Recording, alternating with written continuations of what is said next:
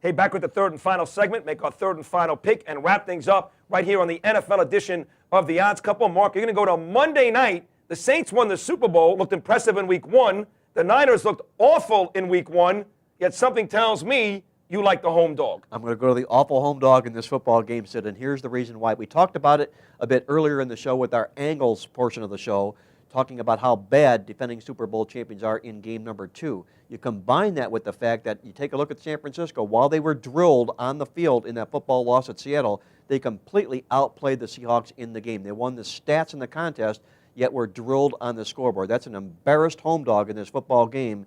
In New Orleans, you got a Super Bowl champion that's not only fat off their first victory over Minnesota, they've had an extra 3 days to eat and get fatter as well. I think San Francisco plus the points. Mike Singletary has his troops ready for this football game under the Monday night lights. Look for the upset. I'm going to go to the Sunday night game here. Third and final pick for me pits the Manning brothers against each other. Eli against Peyton. And you know what team I like. You know who I'm rooting for.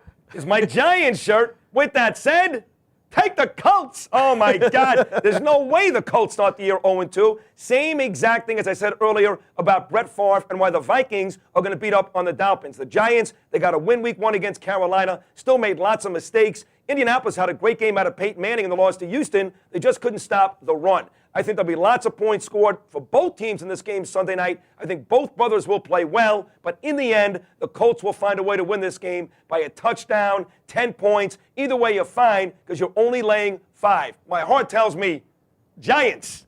My bank account tells me Giants too, actually. Colts. Take the Colts and lay the 5. That'll do it for the NFL version of The Odds Couple. Join Mark and I again next week for week number 3. Until then, folks, we'll see you at the pay window.